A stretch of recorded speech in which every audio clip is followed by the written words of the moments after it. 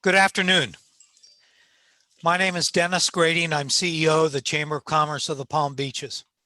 I'd like to welcome everyone to our sixth and final virtual corporate series program for 2020, entitled How COVID-19 Has Changed Corporate, Civic, and Community Engagement. Special thanks to today's program sponsors, Baptist Health South Florida, who is represented by Michelle McGovern, the Director of Government and Community Relations, a member of the Board of Directors at the Chamber and a Chamber Trustee, and Nova Southeastern University, represented today by Bruce Campbell, who's the Assistant Director. Thank you for your loyalty and your continuing support and sponsorship of our monthly corporate programs.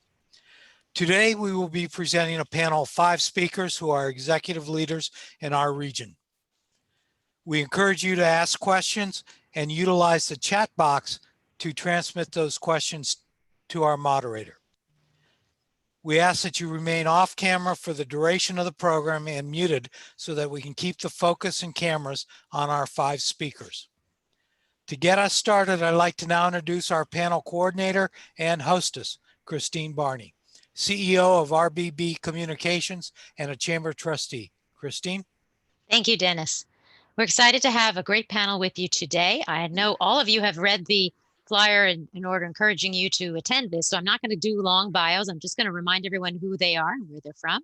So I'll just say them as I see them on the screen. We have Thomas Bean from Florida Power and Light, Andrew Koenig from City Furniture, Alex Price from Office Depot, and Stephanie Glavin from Bank of America. And we're excited to talk today about civic and community engagement. This really came about because in the wake of the Business Roundtable's new definition of the purpose of a corporation, which was not just to serve shareholders, but to serve all stakeholders, companies have been putting more and more of an emphasis on their community relations and civic programs. And then, of course, we had issues because of the pandemic that changed a lot of the way this is going to work for companies. And these leaders in front of you that you're going to hear from today all felt very strongly, obviously, that community engagement is critical to their business, whether it's for recruitment, reputation, or even just success of the business overall and participation in the community. And when the pandemic hit, all of these organizations really doubled down and did more. And I think you're going to learn a lot today about the approach that they've taken to their programs and their success stories. And we're going to talk a little bit about some of the things that are important if you are designing your own program. So I'm going to start by sharing my screen because we've also done a little bit of a research program where we want to share with you the survey results. And I hope all of you had the opportunity to see the survey or participate on it when you registered. But what we're going to talk about before we begin with the panelists is just the key findings that we've seen so far in terms of what is the main reason that most people participate in civic and community engagement. And clearly, overwhelmingly, 61% of them said they do it because it builds their brand and it aids in their reputation. And then, as I said earlier, all the other reasons, whether it's recruitment, retention, customer satisfaction, revenue generation, are all just as important. So what I'd like to do is let's start by asking each of our panelists to talk through what sort of is the rationale behind the way they set up their civic and community engagement approach. How is it structured and what are the key things that are important to them? So I'm going to ask, let's start with Thomas. Thomas, if you could just tell us a little bit about FPL's approach to civic and community engagement. Sure, thanks, Christine. And it's great to be with friends on this panel. We talk a lot about different strategies that may work for each of our companies and how we can use those within our own companies. So at FPL, we're committed to partnering with our communities to make Florida an even better place to work, live, and raise a family. Obviously, we're on our primary job is to deliver America's best energy value, which is highest reliability, cleanest profile, and affordable. That said, we are absolutely committed to those communities because we as a company can't thrive if our communities aren't thriving. So as with everything we do, we are focused on our corporate values, which is a commitment to excellence, do the right thing, and treat people with respect. And we use our giving strategy to reflect who we are as a company. And our giving strategy is actually pretty simple. I think of it as ISOs: innovation, sustainability, opportunity, safety. We're a company that's where we are and growing because we're a company that's committed to innovation. We're a company that cares passionately about the environment and renewable resources. And so sustainability is a natural fit for us. Opportunity, our customer base can't grow if there's not opportunities for kids coming out of high school and college to work in the places where we serve. And if that only happens if the businesses are able to grow and either expand or bring up new businesses. So the opportunities have to be there for both the workers and the businesses. And then safety, we have a strong corporate culture of safety. And so we look at everything that we do in the community and how do they fit with those giving strategies, because there's a lot of things that we could do, but we feel that we are best positioned to leverage what we do best through this focus strategy. Great. Thank you, Thomas. Let's go to Stephanie next. Stephanie, we had talked previously about how you have this combination of looking at owned activities and participatory activities. Tell us a little bit about how your programs are structured and matching those two different types of activity. Wonderful. And Christine, can you see me? My Zoom did just go down. So Yes, you look Okay. lovely in pink. So wanted to thank you, Christine, and the group. It's a real honor, first and foremost, to be a part of the panel. And very similar to what Thomas said, a little bit around the why Bank of America, has corporate and civic engagement. It's really, we call it ESG, environmental, social, and governance. And it's really embedded in everything that we do as a company, and it's how we run our company. So it's not siloed over in just PR and marketing. It's really a comprehensive approach that we take. And when we look at corporate and civic engagement, we have what you just mentioned, our owned activities, which are activities that we manage, we plan, we execute, and they're signature programs from our foundation, like Neighborhood Builders and Student Leaders, where we make significant investments. Student Leaders is a workforce development program for high school juniors and seniors, about 300 each year from around the country, where we can invest in them, in their leadership, their development, their civic engagement, and really build a diverse and engaged pipeline for the future leadership of tomorrow. And then Neighborhood Builders, which is another signature owned program of ours, is where we make significant and sustainable investments, impact investments in local nonprofit organizations. So just this year alone, we donated $22.1 million into the Neighborhood Builders program, which gives the awardees $200,000 in unrestricted operating support. And really coupled with that is an investment in the organization in their leadership training, development for both their CEO and an emerging leader for the company. So these are, programs that we've owned and managed for more than 15 years. And then we take a real local approach. I know everyone knows us as a global company, but we're set up in a local market structure where we make decisions on the ground here in the community. Palm Beach County specifically, we have well over 1,000 employees, and we lean in and we listen to the communities. Just recently this week, we convened our annual community needs assessment roundtable, where we can just listen and make sure the local dollars we're deploying in our programs and engagement match what the local needs are in our community. Fabulous. Thank you. And Alex, as the sign says behind you, the Depot difference is its own brand. It's the heart of the company. So talk a little bit about how you create organization within an organization to make this work. Sure. And Christine, thank you for including Office Depot and myself. And I'm a big fan and a student of everyone else you've gathered here. It really is about idea sharing. When I joined the company to lead the corporate affairs function, like exactly 3 years ago, and we're a company in transition. It's exciting transition, but time of change. And we part of that change is just re-envisioning how we would engage in our communities.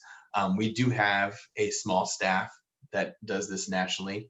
I always say it's me and it's 3 other just go-getters that are really doing this from a paid department standpoint. So to do all that we'd want to do across the country here in our headquarters market and across the country, we really have to develop a movement within the company, or else really we couldn't really do the things we'd want to do on the scale that we want to do them.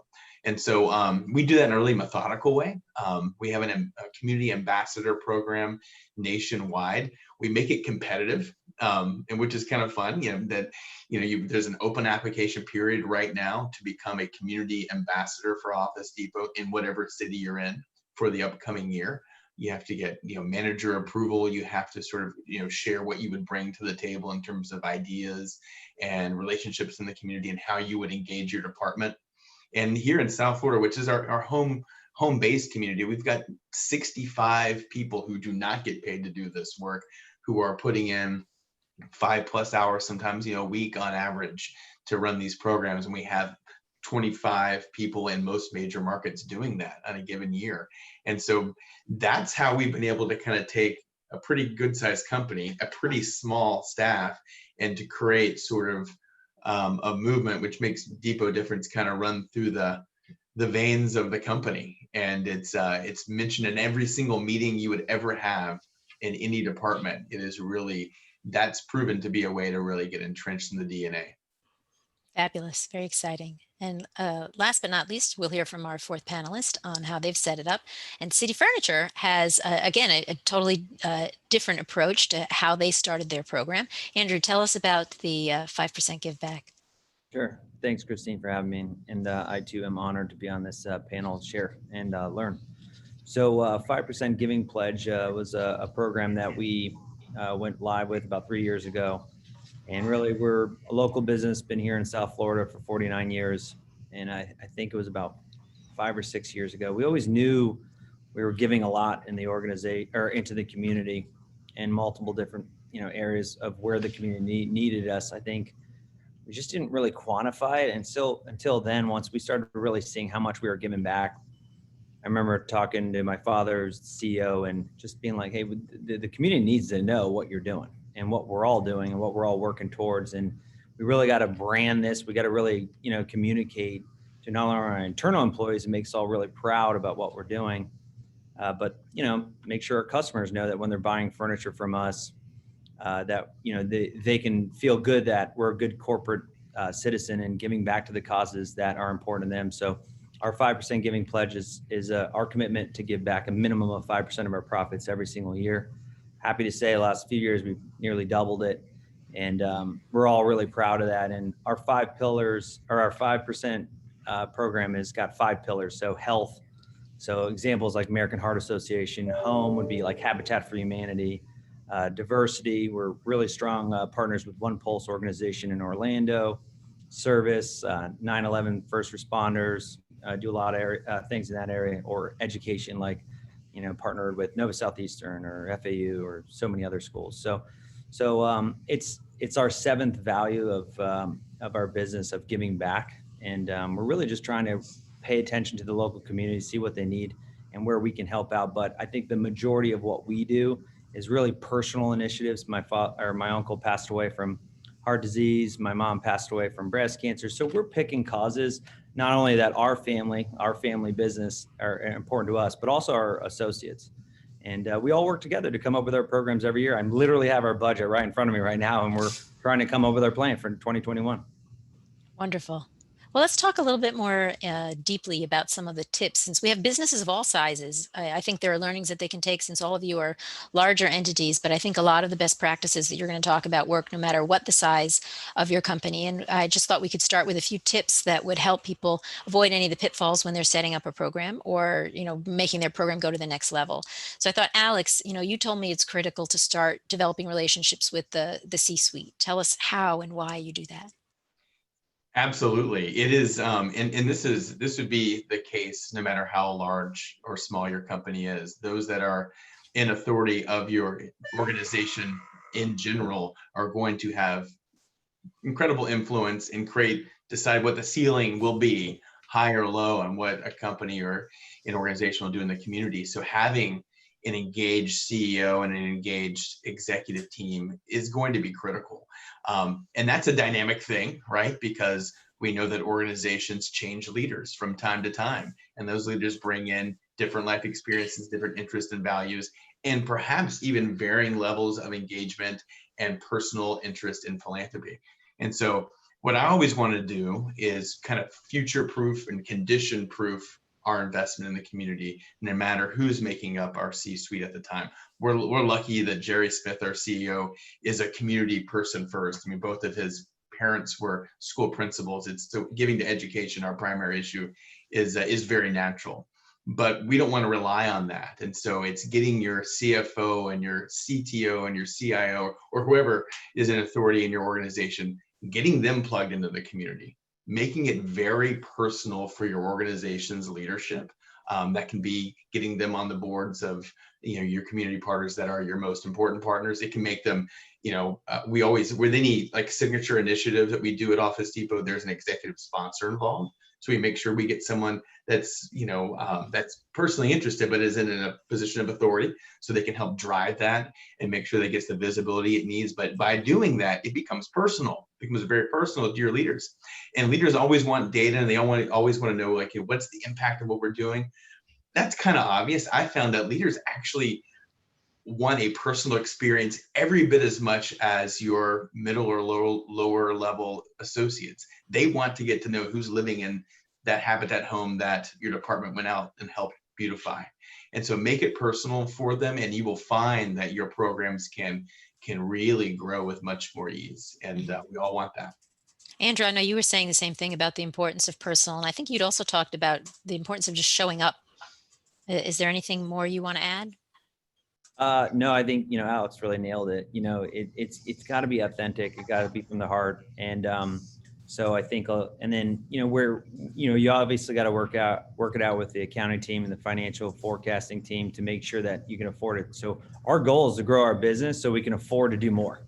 So we can continue to give back and live that seventh value of our business. But I think, I would also strongly recommend, try to strong arm those individuals and get them into build a home for Habitat or do the virtual walk or the, whatever event it is. And if you got good partners, good community organizations that are doing really good in the world, it's really not hard for them to see or for their hearts to be really fulfilled with that event or that whatever volunteering.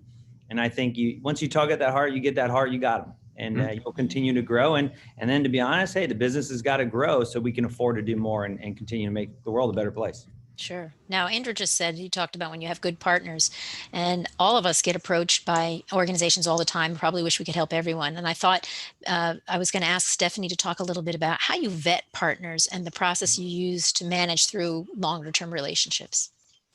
It's a great question. And of course, I know all of my fellow panelists would agree with me. And if I could be candid and personal, it's oftentimes for me the most challenging part of the job. We're very, very blessed in the Palm Beach County and in South Florida region as a whole to have so many incredible nonprofit organizations in the community. And we do have finite budgets that we work with. So for us, it's been a journey over, the last several years to take what we call internally really a 360-degree approach, moving, corporate giving, philanthropy, sponsorship from what, years ago could be considered transactional. You show up, you present your check, and then a year later you touch base again, to a full and deeper partnership approach. So what that could look like is, not only just a funding relationship, but how can we layer on additional assets? How can we come out with a group of volunteers and make sure we're volunteering with the organization, providing human capital? And then I know Alex touched on it prior, but how do we get our senior level leaders, locally mid-level leaders involved, whether it's on boards or on committees? And that way we can drive longer term and more sustainability with partners. It's hard when you have hundreds of partners, and we use the term in the field, spreading the peanut butter. It's hard to have that kind of relationship when you have hundreds of partners. So for us, really making that thoughtful approach to go, deeper with fewer organizations, it drives greater impact. You're able to tell a better story, both internally and externally. And it really allows your employees to have more familiarity with organizations on a deeper level than just a one-off. Mhm. Great. Thomas, you had said earlier when you talked about staying focused. When we talked earlier, I know you had sort of given the conversations about the emphasis on STEM and sort of how you see things through the lens. Can you tell us a little bit more about that process that you use in terms of the partners you choose and the way you stay focused? Oh, we're not hearing you. Sorry. Go ahead. So as everyone noted, passion matters, right? Passion is the fuel that will help drive people getting behind causes, behind objectives. But I would also caution people that if you're only being steered by passion, then you're going to veer off a cliff. And the reason it's important to have a focus and a strategy around it is around sustainability. And in this case, I'm not using sustainability as an environmental term. I'm using it in the way for a giving program to sustain past this year, sustain past next couple years, sustain past when I'm in this position, someone else is here, or we have a change in executive leadership. The purpose behind a program can evolve, can change, but if it is tied to who you are as a company or as a group of employees, if that's where you want to put your focus, then it's going to have more meaning vertically and horizontally. So your employees are going to be more committed because it makes sense to them. Maybe it's working off of skill sets that they have. So you mentioned our robotics program, our STEM programs in general. Literacy obviously is one of the most critical skills that our kids need to have. I mean, we build in this country the number of prison cells based in prison beds based on reading level at 3rd grade. So it's really important. That said, there's a lot of funders out there. There's a lot of different companies and private philanthropists and such. So when we look at it from a company perspective, we'll support literacy efforts and such, but where are we really going to put our focus? Not everybody is a STEM-oriented organization like we are from top to bottom. So we have a talent base within our employees that we can really drive STEM education. And so that's where we put our focus. And because it reflects who we are as a company, it reflects potential future workforce, it reflects a lot of different areas that we are involved in, and we can bring different types of resources to bear for this particular purpose. It's not to say that we won't have a volunteer go out and read a book to a child or a group of children, but where are we really going to dedicate our time, talent, and treasure? It's going to be around STEM education because of that particular purpose. Mm-hmm. Well, Thomas made a good point about the employees feeling, like it's more meaningful and they can really wrap their arms around it. Let's talk about that a little bit more in terms of how do you get the organization engaged, besides, as Alex does, make them apply for it and so that it's a perk. But I'd like to hear a little bit more about some of the ways you set up the programs to engage them, internal merchandising. Why don't we start with Stephanie, since I know you give set hours for people to volunteer and have a pretty slightly laid out process. Yeah, so like I mentioned before, giving back and employee giving and volunteering is really embedded within the DNA and the culture of the company. But to really be able to underscore this commitment, we have built formal programs over many, many years that give our employees the opportunity to give back year-round to causes that matter to them personally. I know all of my panelists mentioned that it is important for employees to feel that their company supports them and that the causes that they're most passionate about personally. So at Bank of America, our volunteer program, our formal program, we provide 2 hours a week, so paid volunteer time up to 2 hours a week for employees to go out and volunteer, whether it's with bank-sponsored group volunteer activities or really activities that they're passionate about in their own time. And then coupled with that, we have, volunteer grants. So if employees volunteer 50 or 100 hours with one specific organization, they're able to apply for a volunteer grant for that. And then coupled with that, to really drive home the culture of employee giving in an evergreen fashion year round, we offer a very generous matching gift program to all of our employees. So whether it's partners and causes that align with the bank's focus area and who we support, or if it's personal passions that they're focused on, we provide up to $5,000 per year per employee to double the donation. So if they want to donate $25 to an organization, the bank will match it 1-to-1 up to that $5,000 level per year. So we found this is a really good way for our employees to feel engaged, to feel passionate about the work they're doing. So we structure it formally in that way. And really to, underline what Alex said, to build this culture, it takes time, it takes all levels of leadership. So volunteerism, community engagement, employee giving is really built into all of our, business routines. So whether it's a leadership team meeting or a line of business, like a business unit meeting, we've been able to have nonprofit partners come and join those meetings, even in a virtual setting as we're in during these times, to talk about their mission and make sure our employees are aware. So it takes that constant, making sure it's in newsletters. We have a volunteer portal and calendar where employees can go to look, but it's really just layering on multi-layered communication to ensure, everyone's aware of these formal programs we have in place.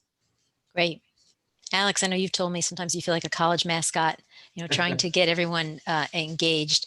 I know you've already talked about how you engage people somewhat, but you also, I'd like to hear a little bit more about how you merchandise, like through video and some of the tools you use to tell the story. Absolutely. So just to use my esteemed colleague Thomas's alma mater, UF. So if Thomas is the president of UF, I'm Albert the alligator, basically.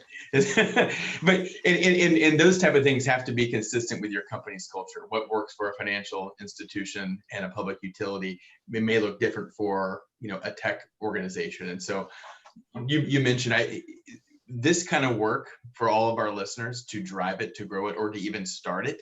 It's going to take some element of personal leadership, personally showing up and being visible and being very energetic around this. Tougher to do in the virtual setting. So to kind of get to where you were, what you really wanted me to speak to, which is really how we've been able to use social media and video to continue to make this as personal and as sort of I don't know, as vivid and as compelling as it was, and as we could present it to our associates when we were in the 2,000 people in our Boca headquarters. And so we do have an in-house videography team, but this kind of thing can be done these days very, very grassroots, where the things that we can do are very small headcount now, but we were going to capture them and we're going to present them through our internal social media, through our intranet, through all of our different communications channels, 5 times what we used to, because we can't engage as many people in one time. It's not safe to do so, obviously. So we're going the extra mile to capture everything that we are doing and showcasing it through, the entire kind of suite of internal communications tools, so that people can still feel and know, even if they don't feel comfortable, and many don't, actually going out and doing things. They still want to know that their company's commitments are being kept and even increased. And so the storytelling, and video is the best way to do it. The storytelling's got to be ratcheted up. You can't over communicate during this time, and that includes with community. Great. Now I want to go back to the survey results. So I'm going to share my screen again so that we can see, we talked about the first question in terms of why people do it, but let's really talk about the difference now that we're in a COVID environment and what that has changed. So one of the first questions we asked people was, what was your priority, your organization's priority in participating in civic organizations and giving back? And before COVID, they gave us a score of 5.5 on the scale that we had given them. And then we said, how has COVID changed that? And amazingly, it really didn't change the prioritization at all in terms of we got the same score. So it didn't change people's belief that it was important. What it did change was the how and the how much they put into it. So let's look at question number 3. In terms of, is your participation more or less the same now that events are virtual? And clearly the less than before the pandemic had the largest score here. And in part that that makes perfect sense because there are so many virtual events and it's difficult to get to all of them. And there are some rationales why some people feel that virtual is not going to work for them. And in fact, I just put a few of the quotes because we asked an open-ended follow-up to say why or why not. And what you'll see is, some people said they love them more because they get a healthier work-life balance because they don't have the travel. What was a 7-day conference that you had to travel to in Houston is now a 3 half-day conference that you can do from your living room. Others said virtual events don't provide the opportunities for networking and developing relationships. Some said it wasn't an option for their industry. Some said it made it easier, but you still have to worry about engagement because while you can have a lot of people, you want to make sure that they're actually paying attention. We hope all of you are paying attention. And this person, last quote I thought was interesting was, I'm doing more events that would have been too far to go to, but fewer local in person. So it's been a wash. So when it comes to the how people are engaging, it's sort of across the board. And then when we looked at the contributions and the money, what we saw was about 55% declined, whether it was 32% declined 50% or more. 22% had no change. And as I said, everyone on this panel, and you'll see here, 23% of the audiences actually increased their slides, increased their participation. So, we do see that it's interesting that I think those companies, when we looked at the quotes, who had really strong community relations programs and could afford to do so, almost felt like this was a time they had to stand up even further for those organizations that were suffering and make sure that they were going to be able to continue in the time ahead. And then the last question I wanted to talk about before we get back to our panel, actually, I'll do 2 more. This one is, what do you think is going to happen in the future? And just like our nation, it seems like we are split right down the middle in that half the people think there's going to be a huge impact, half the people think there's going to be very little impact, and only a few think there will be no impact. And so again, I put some of the quotes that I thought helped tell this story, which is that, we don't know yet because we have to see what happens with the economy and when the pandemic actually is, if you can, I'll put it in quotes, over or reduced to a point where people feel like things are getting back to normal. Others feel that virtual is here to stay, that it's easier, it's cheaper, it's going to become something that we will never go back from. A lot of people think that it is going to change the model. They're not sure how, but that what won't change is the commitment. Some think that eventually it will normalize, and some people think that this interruption is going to ensure that there is going to be a lot less organizations. I mean, we've already seen, I think the last research I saw said over 3,000 organizations have shuttered their doors because they have been unable to maintain their cash flow. And this interruption, the longer it goes, obviously the organizations who are the most vulnerable, will not likely be able to continue. And we're still yet to see what the fallout will be from that as we go. So I am going to stop sharing, and why does it say new share? Stop share. There we go. And let's talk about our panel in terms of how has COVID-19 changed your approach? Now, as I said, you're in the minority in that you have all increased your funding and your commitment.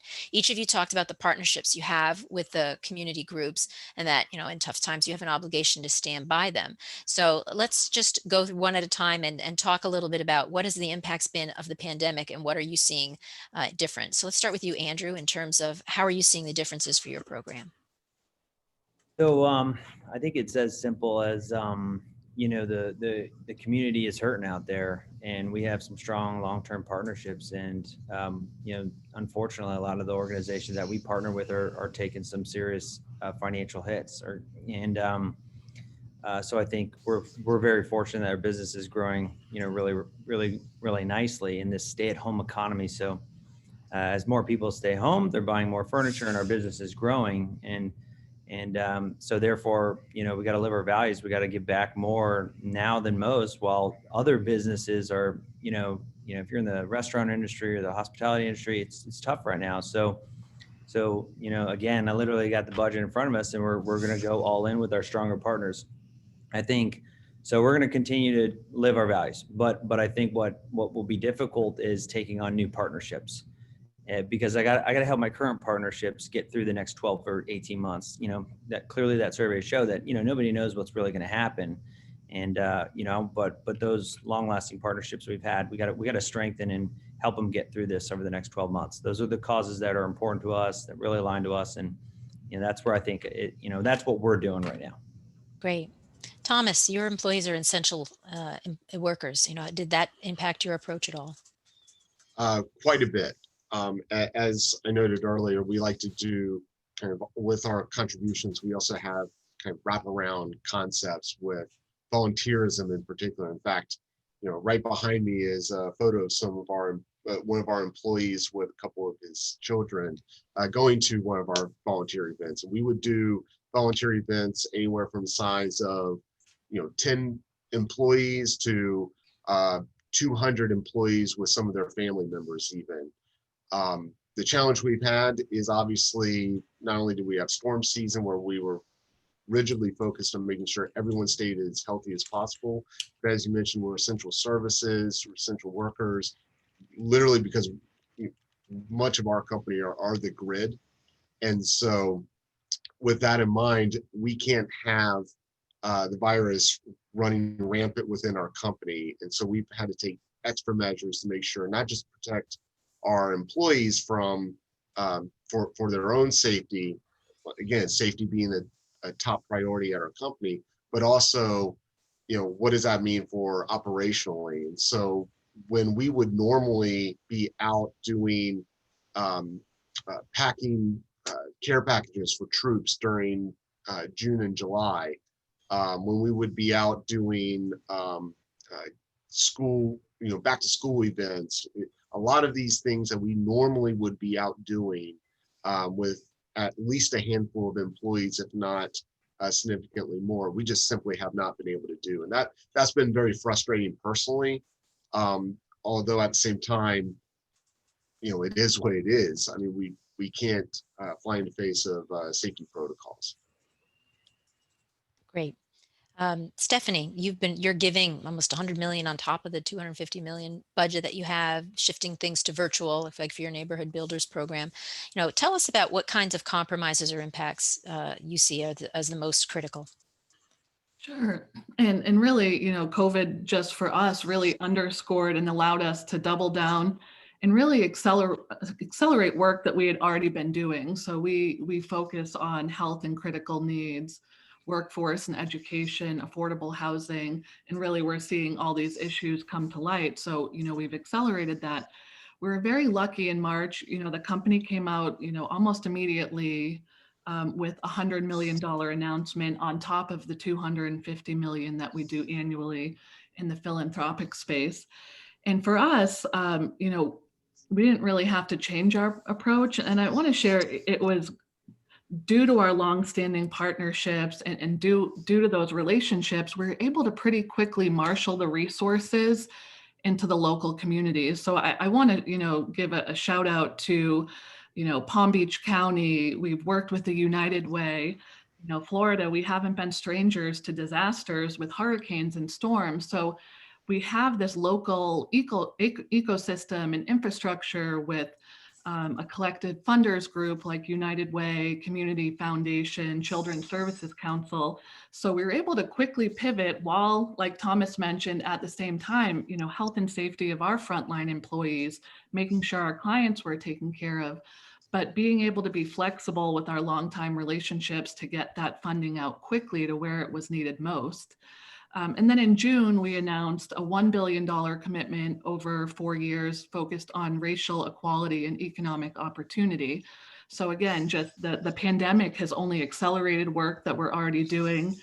And for us, we did have to shift, like many, everything to virtual. So our student leaders program, high school juniors and seniors, quite frankly, we're very adept already at jumping on a Zoom or going to a Teams meeting. So there was very, minimal impacts. We've had to be flexible, working with longtime partners who've had to turn their own programs virtually. So just having those, long-term partnerships, we've been able to be flexible. And perhaps, we were working with the Ed Foundation on a program that was happening in a school setting. We were able to transition funding over to immediate needs that they needed at that point in time. So I think if I could sum it up in one word, it's been flexibility with our partners. Great.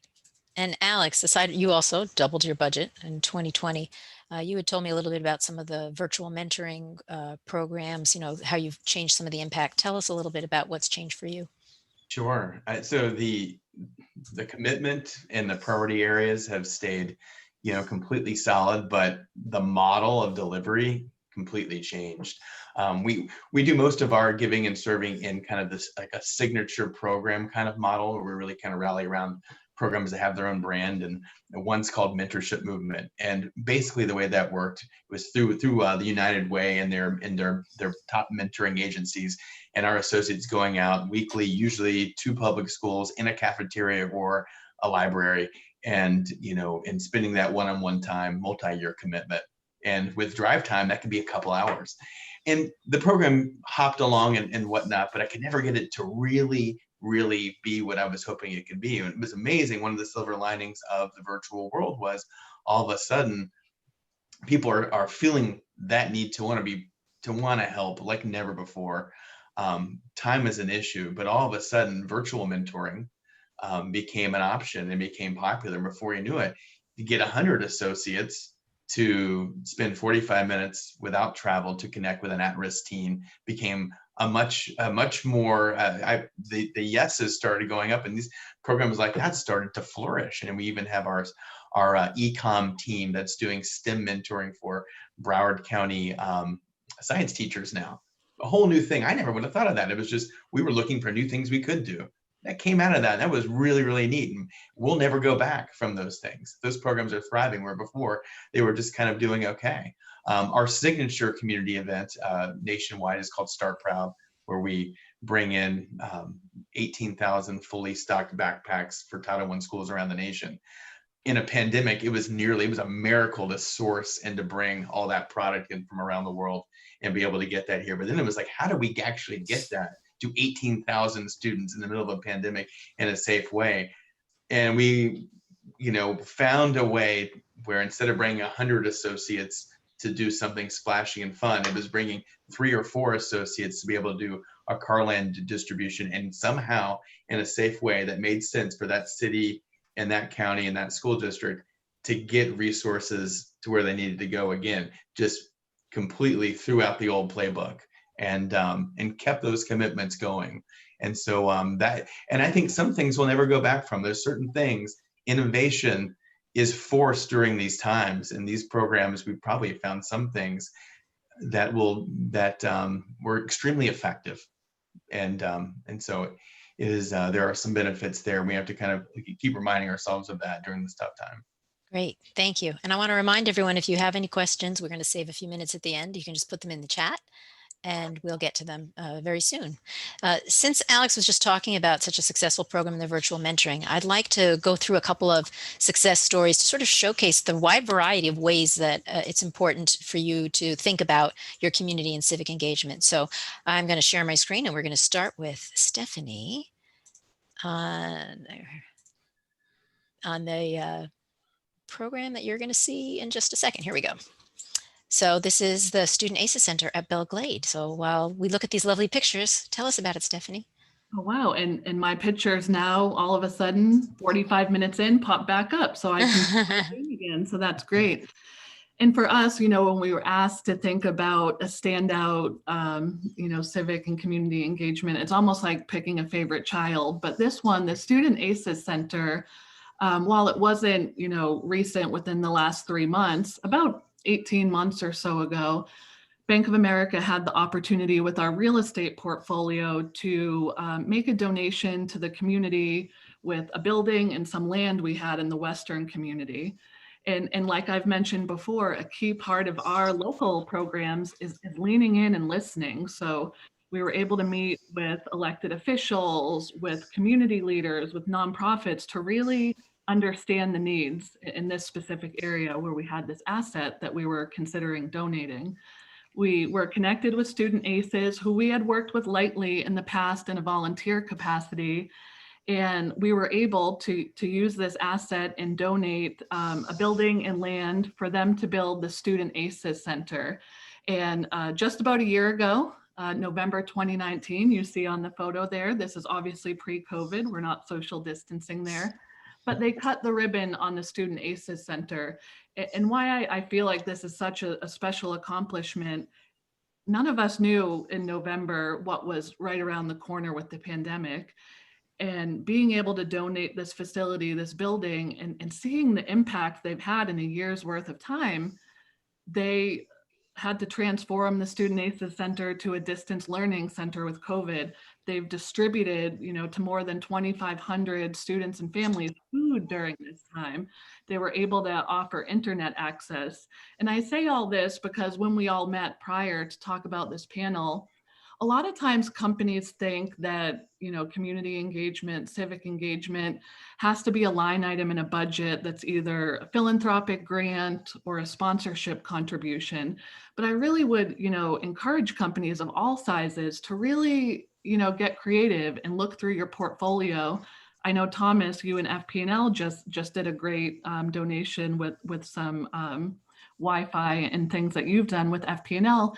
But just to look through, what assets outside of, a grant or a sponsorship that could bring to bear in the community to meet this need. So I thought that one would be a great timely one to share. That's been a great accomplishment for the community at large. Great, very creative. Let's go on to Alex and talk about Office Depot's new program, Elevate Together. Yeah, I'm excited because this is the first time I've ever talked about this publicly. So a little bit of news coming out about a month before we will launch Elevate Together, our new passion project and signature initiative on Tuesday the 5th of January. And this is really for 6 months we've been digging deep and really internally and saying what should be our most effective response to our national reckoning on racial inequity. And we, it's something that honestly, I want to give a lot of credit to my friend Thomas Bean here. He gave me an idea when I started this job 3 years ago and saying, hey, you're pivoting to a company that's more focused on small business and entrepreneurs. There's a lot you could do in that space philanthropically. You should really give that some thought. And it's been simmering in my brain ever since.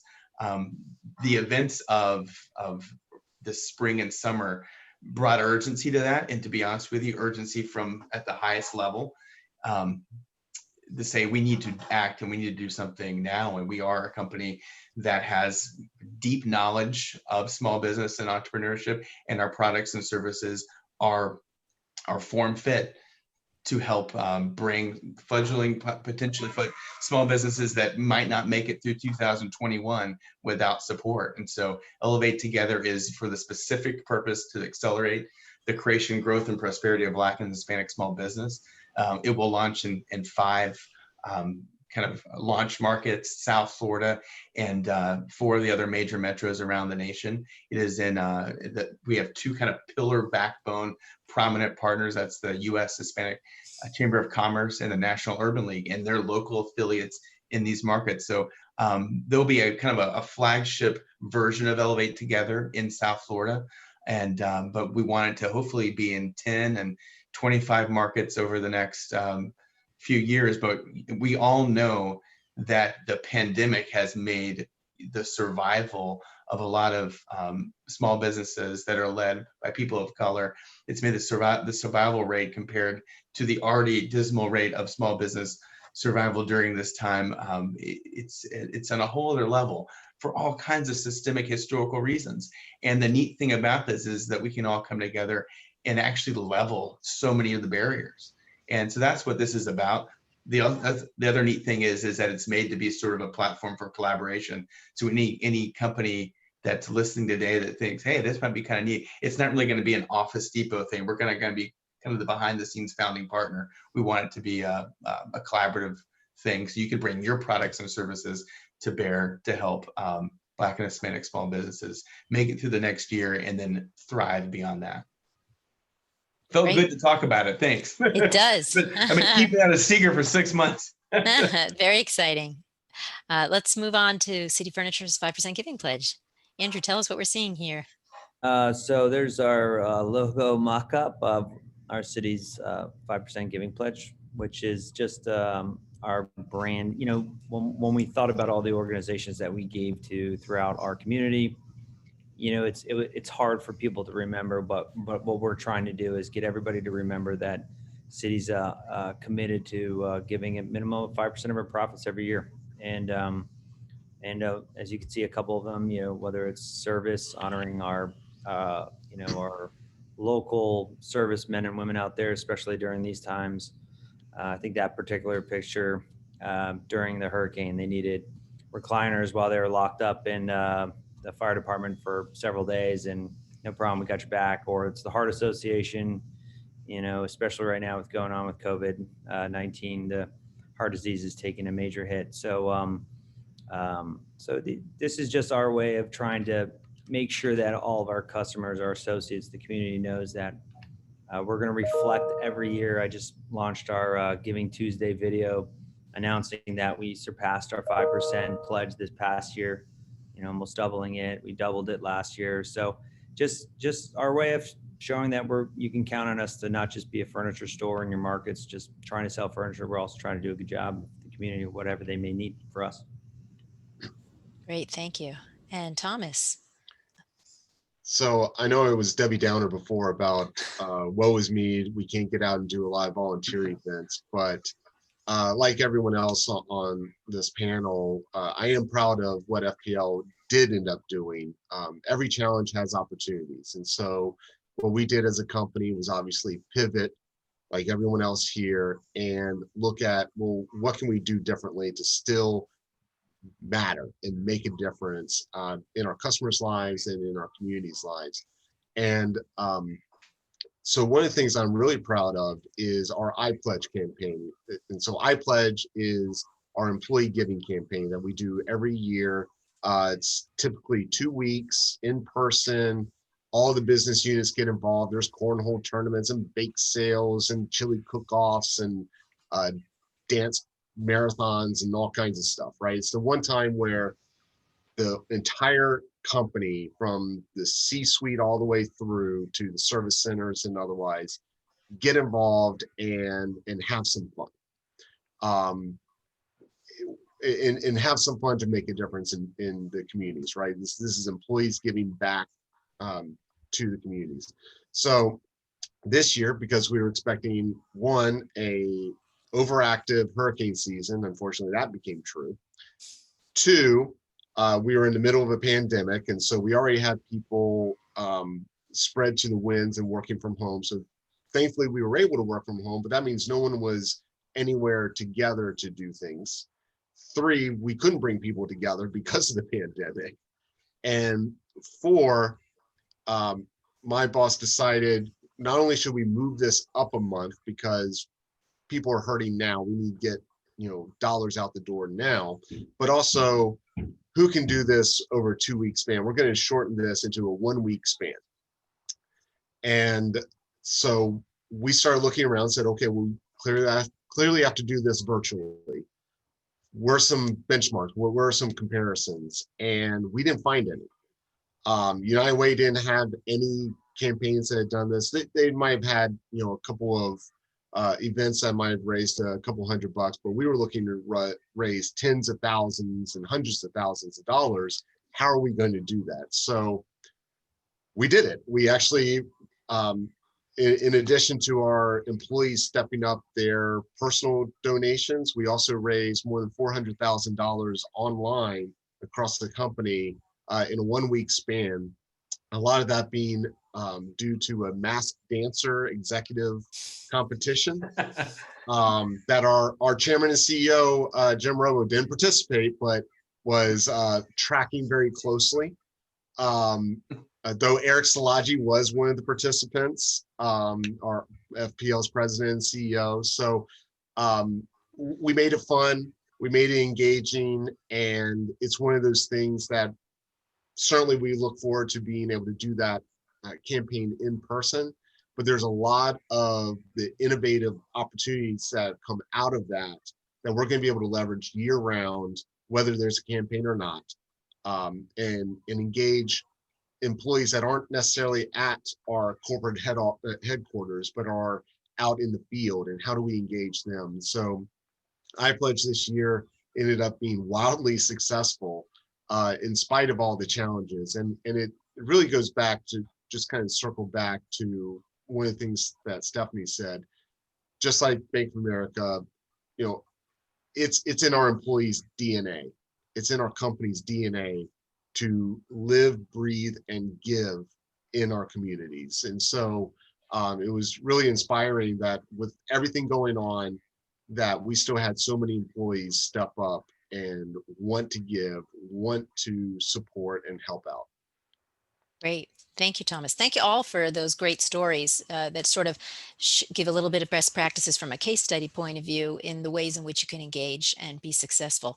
I want to just wrap up a little bit in terms of, you know, the survey that we did will appear in this infographic will appear in the Palm Beach Post coming out in January.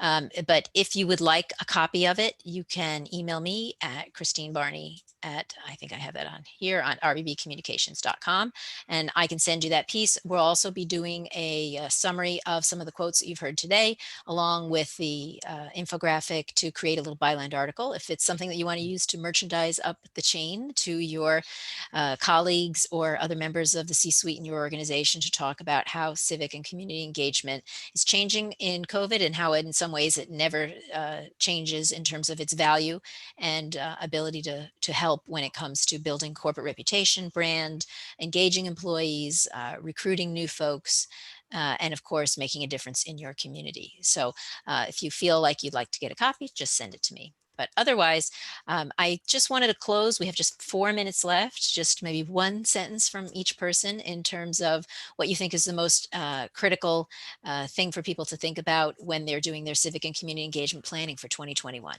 Why don't we start with Thomas, since you were last? Right on the spot. So I would say find what matters and focus on doing it to the best of your ability. Good. Nice and short. I like that. Alex? Mm-hmm. You know, I would say, well, we should all try to be as generous as we possibly can from a cash perspective. To one of Stephanie's earlier points, try to find non-traditional ways you haven't given in the past, something you have never done, a product, a service, a vehicle that you have in your fleet. Find something new to apply to the community. Stephanie? I did cover it in my comments, but do want to underscore it. Listen to your community partners, you know, be open to feedback and flexibility while we all navigate through this uncertain time. Great. And Andrew? I guess I would just add, maybe if you are doing good in these tough times, I think you should do more next year, because the community around us needs us. Excellent. Well, I can't thank everyone enough for all of the thoughts that we've added today. We had a big group, but everyone, you know, I hopefully offered enough nuggets so that no matter what industry you're in or what sector you're in, you felt as though you could take something away from it. And like I said, we're going to take the results of our survey and some of the comments today and provide that to you as a follow-up. So with that, I want to thank our panelists. Thank you all for being here, and thank our attendees. And back to you, Dennis. Thank you, Christine, for being our host, and thanks to all our panel speakers. Tom, Stephanie, Andrew, and Alex, you did an outstanding job. I'd also like to again recognize our program sponsors, Baptist Health South Florida, Nova Southeastern University, for helping to make monthly programs like this possible. Our next virtual program in our annual corporate breakfast series will be on Thursday, January 28th, 2021, from 9 a.m. to 10 a.m. Please save that date, as we will kick off the new year with our annual State of the City program with Mayor Keith James of West Palm Beach as the keynote speaker. He will be presenting his vision for leading the city of West Palm Beach in 2021 with innovation and steely resolve. In closing, please accept our wishes to you and your families for a safe and happy holiday season. Have a great day, and we hope to see you at our next virtual program in 2021. Thank you.